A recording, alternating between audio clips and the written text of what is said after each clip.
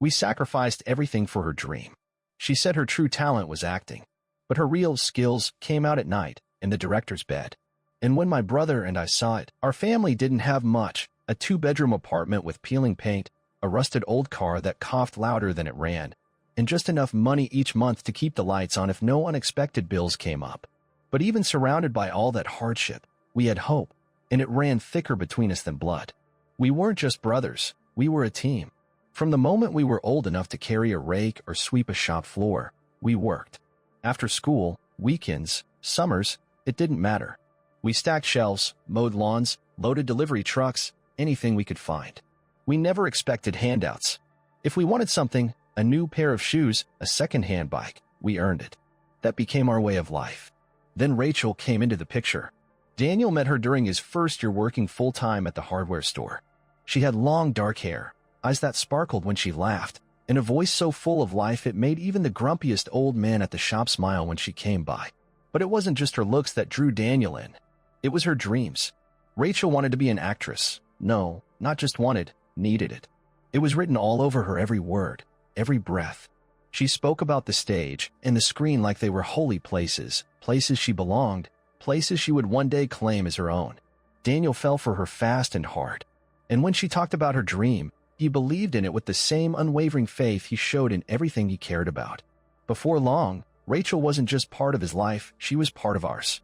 And somewhere along the way, her dream became ours too. When she said she needed formal training to really make it, Daniel didn't even hesitate. He pulled extra shifts, picking up the worst hours, the ones no one else wanted, just to save up enough money for her tuition. I started working weekends with him, even after my own job during the week, just to keep the plan alive. We lived lean, no takeout, no new clothes, no vacations. Every extra dollar went into Rachel's future. At night, after long shifts, we'd sit around the tiny kitchen table, eating cheap canned soup and ramen, and Rachel would practice her lines with us. She'd get so animated, standing on a rickety old chair, delivering monologues from plays we'd never even heard of. Daniel would read the supporting roles with a seriousness that made me laugh sometimes, and I would tease them both, but inside, I was proud of how much we all wanted this. Rachel promised us again and again. When she made it, it would all be worth it. She would pay us back for every sacrifice. We'd be living in big houses with enough money that we'd never have to work 2 jobs again. It sounded like a fairy tale, but somehow, when she said it, I wanted to believe it could be true. The first few months were hard. Acting classes were expensive, and they drained what little savings we had faster than we expected. Rachel went to auditions too, but mostly came home with rejection slips or empty promises. Sometimes she cried late at night, thinking we didn't hear her. Sometimes she locked herself in the bathroom for hours after a bad audition. Daniel always comforted her, holding her, whispering that it was just part of the journey, that she was special, and that special people didn't get things easily, they had to fight for them. I watched all of it, and even though I sometimes worried about the bills piling up, about the way Rachel's failures seemed to crush her more each time, I said nothing, because Daniel believed in her, and because deep down, I wanted to believe too. After months of this, months of grinding work, missed payments, and frayed nerves, something finally changed. Rachel came home one afternoon, bursting through the door with a wild, breathless look on her face, her cheeks flushed, her hands shaking as she clutched a crumpled sheet of paper. I got it. She screamed before either of us could even react. I got the part. My first real role. Daniel jumped up so fast he knocked over his chair. He grabbed her in his arms, spinning her around the tiny kitchen, laughing harder than I'd heard him laugh in years. I joined them, and for a few glorious minutes, it didn't matter that the rent was overdue or that the fridge was nearly empty again. All that mattered was that she had made it. We had made it. She told us everything that night. It wasn't a big movie, just an indie project, but it had a real budget, a real director, and real distribution lined up. She even mentioned that the director, Andrew Thornton, was impressed with her raw potential. She said he told her she had something special, something the camera loved. Daniel beamed with pride. I smiled too. That night, we celebrated. We spent the last of our savings on cheap champagne and frozen pizza, toasting to Rachel's success and to our future. She cried happy tears, thanking us over and over for believing in her when no one else did. Daniel made a toast, promising that this was only the beginning, that bigger roles, bigger dreams were right around the corner. And for a little while, sitting there in our tiny kitchen, surrounded by laughter and hope and the smell of burnt pizza, I believed him. Because after everything we had sacrificed, the hours, the money, the sleepless nights, we deserved a happy ending. I didn't know then that the story we were living wasn't a fairy tale. Rachel's first role wasn't a starring part, not by a long shot, a few lines, a background character in scenes where the camera barely lingered. But to her, it was everything. It was a foot in the door, a tiny crack in a wall that had seemed impenetrable for so long. And for all of us, it was a sign that maybe, just maybe, the impossible could happen if you pushed hard enough. The first few days on set, Rachel would come home buzzing, full of stories about the production, how she got along with the crew, how the director smiled at her after a take, how the other actors asked for her advice even though she was the newcomer. She described every detail with breathless excitement, her words tumbling over each other as she painted a picture of a world so different from the one we knew. A world where bright lights and whispered compliments seemed to mean everything. Daniel listened with a glow in his eyes that made my chest ache. He was so proud of her, of what they had built together. Every time Rachel mentioned a new scene she'd been added to, or a line that the director had given her on the spot, because he liked her energy, Daniel would grin and say things like, "That's my girl," or "I knew she was special." He didn't just believe in her, he needed to believe. After everything we'd put into getting her there, success wasn't just Rachel's anymore. It belonged to all of us. But while Daniel saw only rising stars and open doors, I started noticing things that didn't sit right. Rachel's stories became less about the work and more about the people, about Andrew Thornton, specifically. She mentioned him more and more, always casually, always with a smile that she tried to play off as normal. How he had taken a special interest in her career. How he believed she could be more than just another pretty face. How he wanted to mentor her. Maybe, at first, it really was innocent. Maybe he really did see potential in her. But the way Rachel talked about him, the way her cheeks flushed slightly when she said his name, the way she avoided eye contact whenever Daniel would ask too many questions about the shoot, it made my gut twist in ways I couldn't ignore. At first, it was reshoots or late-night rehearsals. Then it became meetings that somehow always ended past midnight. Daniel didn't question it. He just kissed her goodnight when she left and stayed up waiting for her, pretending not to worry when she stumbled in hours later smelling faintly of expensive cologne that wasn't hers. Money, too, started appearing in ways that didn't make sense.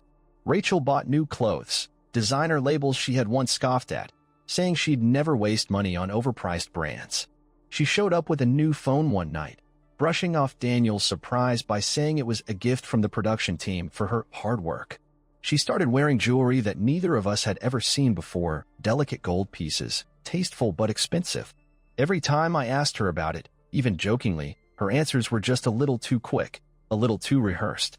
They just like to treat their talent well, she would say with a dismissive laugh. It's normal in the industry. Daniel swallowed every word. Because he had to. Because the alternative, the idea that Rachel might be betraying not just him, but everything we had sacrificed for her, was too painful to even consider. I told myself it wasn't my place to judge. I told myself that success changed people, that maybe this was just what the world looked like when you finally started getting ahead. But late at night, lying awake in the cramped bed I rented above the garage where I worked weekends, I couldn't shake the feeling that something was deeply wrong. And deep down, I think Daniel felt it too. He just loved her too much to say it out loud. The tension started to seep into everything. Rachel was home less and less. When she was distracted, always checking her phone, smiling at messages she wouldn't show us. She snapped at Daniel over small things, dinner not being ready, laundry not folded, things that had never mattered before. She grew impatient with us, as if the life we shared, the one she used to be so grateful for, had become too small, too slow for her now. And Daniel, poor Daniel, kept trying harder to make her happy, working longer hours, taking side jobs when he could find them, leaving her sweet notes on the bathroom mirror, cooking her favorite meals. Anything to hold on to the girl he believed was still somewhere inside her. I wanted to scream at him sometimes. I wanted to shake him and tell him to open his eyes. But I couldn't, because love makes fools of all of us. It makes you see only what you want to see, even when the truth is right there in front of you, staring you down. The final straw came one Friday night. Rachel had a wrap party for the film, a celebration for the end of shooting. Daniel offered to drive her, but she insisted she'd be fine catching a ride with some of the crew. She left wearing a tight black dress I'd never seen before, her makeup heavier than usual, her smile too bright to be real. Daniel watched her go with that same proud, foolish smile he always wore when he talked about her dreams.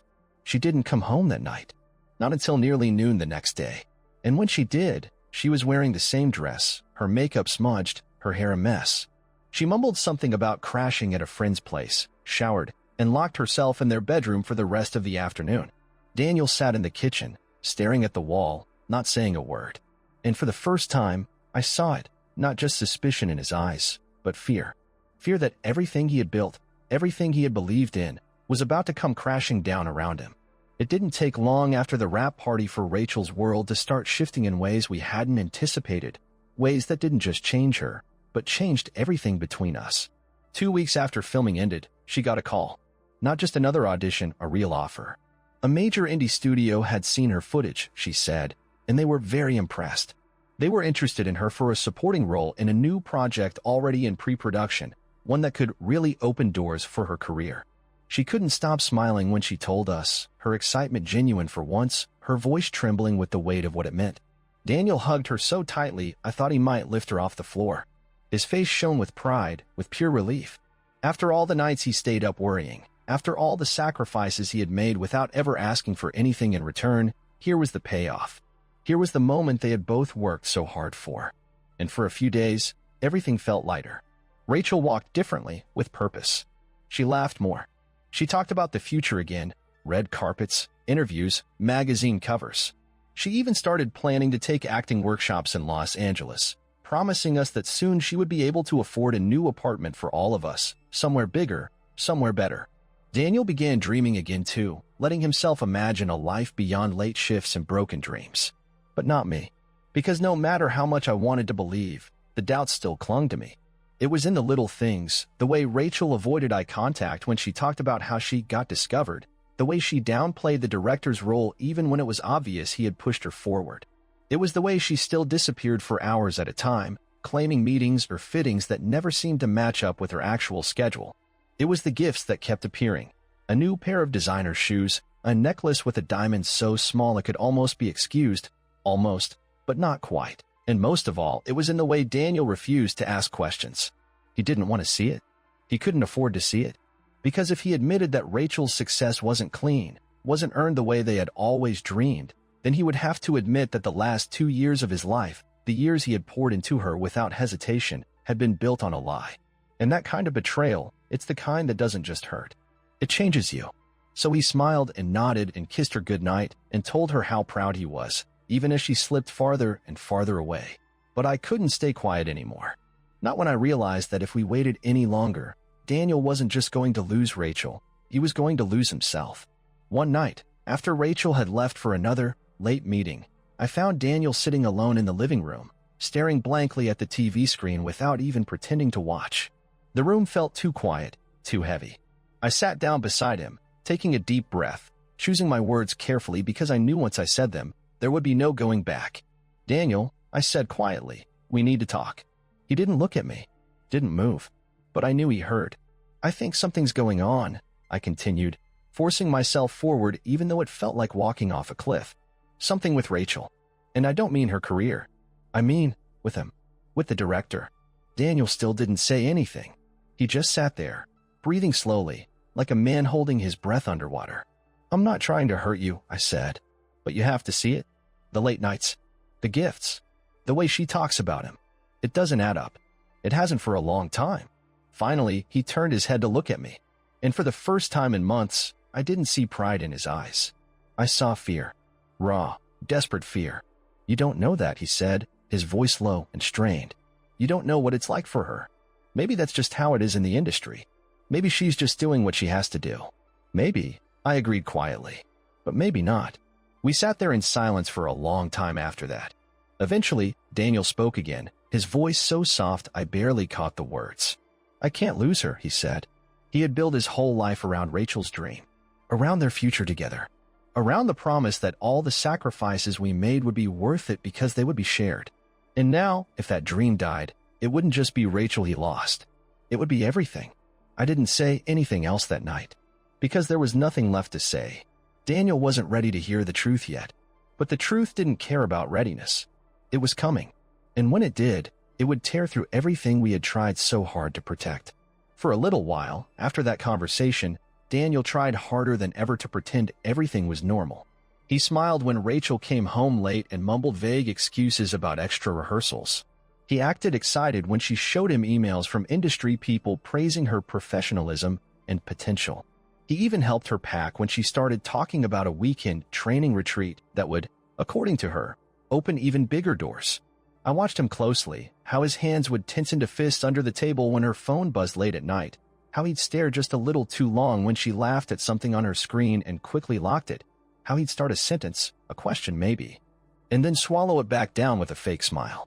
Rachel seemed to notice, but she didn't care, or maybe she thought she had him too tightly wrapped around her finger to worry. And maybe she wasn't wrong, but she hadn't counted on me. Because while Daniel clung desperately to what little faith he had left, I decided to find the truth, once and for all. And if Rachel was lying, if she was using him, betraying everything we had given up for her, I was going to make sure she couldn't just walk away without facing what she had done. The plan started simply enough. A few days after Rachel's latest overnight shoot, I suggested an idea while we sat on the balcony, drinking beers in the sticky evening heat. "You know," I said casually, "you should take a break. Get out of town for a bit. Go somewhere quiet. Recharge." Daniel gave a hollow laugh. "I can't afford that." "We could," I said carefully, "if it was for work." He raised an eyebrow. So I told him. "We'd say we got a building job, a big one, out of town, a rich client needing a rush job on a vacation home. It wouldn't be that hard to fake. A few emails, a few fake calls. I knew people who could help set it up. We'd tell Rachel we'd be gone for a month. And while we were gone, we'd know if she was faithful or if she had simply been waiting for the opportunity to stop pretending altogether." Daniel hesitated. I saw the war happening behind his eyes, the part of him that still loved her, still wanted to believe, battling the part that already knew the truth deep down. Finally, he nodded. "Okay," he said, his voice hoarse. "Okay, let's do it." We spent the next 2 days setting everything up. Fake emails from a fake contractor. A fake voicemail from a client explaining the urgency of the project. And, most importantly, a few tiny, well-hidden cameras placed throughout Daniel's house, in the living room, in the kitchen, near the front door, and one discreetly positioned in the hallway outside the bedroom. Because we needed the truth. The day we left was a hot, heavy afternoon. Rachel kissed Daniel goodbye at the door, barely suppressing a yawn, promising to miss him so much, promising to stay busy and work. She waved at me over Daniel's shoulder, smiling like she hadn't a care in the world. And then we were gone. In reality, we rented a tiny apartment across town, old, dusty, nothing fancy, and set up our laptop with live feeds from the hidden cameras. The connection was grainy sometimes, the audio crackling, but it was enough. Enough to see, enough to hear. For the first day, nothing happened. Rachel went about her business as usual, cooking, watching TV, scrolling through her phone. Daniel sat stiffly beside me, not speaking much, his face carved from stone. On the second night, she had friends over, 2 girls from her acting class, noisy and laughing, gossiping about auditions and creepy old producers who still expected favors in exchange for parts. Daniel winced at that, but said nothing. Still, nothing definitive. Still, we waited. Then, on the third night, just after midnight, the front door opened again. And it wasn't the girls from acting class. It was Andrew Thornton. We watched in silence as Rachel let him in, laughing at something he whispered in her ear, standing too close, touching his chest like it was the most natural thing in the world. They moved to the couch, talked for a few minutes, drank wine, the expensive bottle we had been saving for a special occasion. And then, without hesitation, without guilt, without even bothering to pretend otherwise, they kissed. Long, slow, familiar. Like this wasn't the first time. I heard Daniel's breath catch in his throat beside me, and for a second, I thought he might break, might scream, or punch the laptop, or run straight to the house and tear it apart with his bare hands. But he didn't. He just sat there, staring at the screen, his jaw clenched so tight I thought he might crack a tooth. We watched until there was nothing left to deny, until every hope, every dream, every late-night promise Rachel had ever made lay broken at our feet. And when Daniel finally spoke, it was rage I heard in his voice. "We're going to show everyone," he said, each word slow and deliberate. "We're going to show the world exactly who she really is." And I didn't argue, because I felt it too. The need for the truth to come out. The need to tear off the mask she had worn so easily for so long. The need to make sure she and the man who had helped her destroy everything paid for what they had done. And so we started planning. If we were going to expose Rachel and Andrew for what they really were, it had to be done right. For days after we caught them on camera, Daniel barely spoke. He worked shifts without really being there, eating without tasting anything, answering questions in monosyllables. Every time I looked at him, I could see the storm boiling just beneath the surface. Meanwhile, we kept gathering evidence. Rachel wasn't careful anymore. She invited Andrew over more frequently now, not just at night but during the day. We caught them on camera kissing in the kitchen, laughing together on the couch, disappearing into the bedroom without even bothering to close the door properly. Every moment they shared became another nail in the coffin of the life we had once believed was real. And as sickening as it was to watch, we didn't look away. Because this time, we weren't acting out of blind love or foolish hope. We were collecting the truth. One night, while Rachel was out, Daniel and I sat at the laptop, scrolling through hours of footage, selecting the clearest, most damning clips. We edited them carefully, cutting away anything that could be twisted or denied, leaving only the raw, undeniable facts, the kisses, the touches, the looks that no amount of acting could disguise. We created a timeline. Every lie, every betrayal documented meticulously. We weren't just going to confront her privately. We were going to show everyone, and we knew exactly how. Daniel had an old YouTube channel he barely used anymore, mostly woodworking tutorials and small home repair projects he posted years ago. It had a few thousand followers, mostly locals and hobbyists. Nothing big, nothing flashy, but it was enough. Just a simple, cold presentation of the facts. An aspiring actress, supported by her hard-working boyfriend and his family, chooses fame over loyalty. Watch the truth unfold. We didn't need to spell out the rest. People would see it for themselves. People would understand. The night before we planned to post the video, Daniel sat across from me at the tiny kitchen table of our rented apartment, his hands clasped tightly together, staring down at the laptop. "You sure about this?" I asked quietly, even though we both already knew the answer. He nodded slowly. "She didn't just betray me," he said. "She betrayed everything we built. She made a choice. Now she gets to live with it." And with that, he clicked upload. There was no going back now. At first, nothing happened. A few views. A couple of comments. Then it started to spread. Someone posted it on a local gossip forum. Someone else shared it on Reddit. It jumped from a few hundred views to thousands within hours. By morning, it was everywhere. People were outraged, not just because of the affair, but because of the story it told. Two brothers sacrificing everything to lift someone up, only to be betrayed the moment success came within reach. Comment sections exploded. How could she do that to them? She didn't deserve them. That director's a predator. Disgusting. I hope she never works again. Rachel's social media accounts, once filled with carefully curated selfies and motivational quotes, were flooded with angry messages and harsh questions.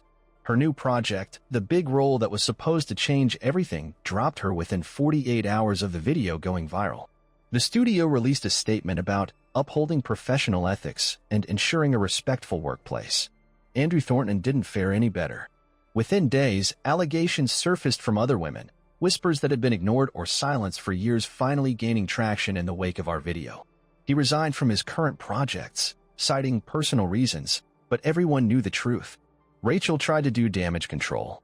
She posted a teary-eyed video on Instagram, claiming it was all a misunderstanding, that people didn't know the full story, that she had made mistakes, but never meant to hurt anyone. It didn't work. The internet wasn't interested in her excuses, and neither were we. He just watched quietly as the life Rachel had built on lies crumbled into dust. When she finally showed up at our apartment, pounding on the door, sobbing, begging to be let in, Daniel didn't answer. He sat in the living room, staring blankly at the wall, while I stood by the window, watching her fall apart on the front steps. It was a pitiful sight, but it didn't move me, because pity is not the same as forgiveness, and some things, once broken, can never be put back together. After the video exploded, it didn't take long for everything Rachel had built to unravel. Her phone calls came first, endless, desperate. Sometimes she called Daniel 20 times in a row without stopping, leaving voicemails that swung wildly between sobbing apologies and furious accusations. She begged for him to talk to her, claimed she could explain, said it wasn't what it looked like. When that didn't work, she switched tactics, accusing him of betraying her privacy, threatening to take legal action, before inevitably collapsing back into pleading, telling him she still loved him, that she was lost without him. Daniel didn't answer a single call. He didn't even listen to the messages. He simply turned off his phone and tossed it into the drawer of the kitchen cabinet, where it stayed untouched for days. At first, I thought that would be enough to make her go away.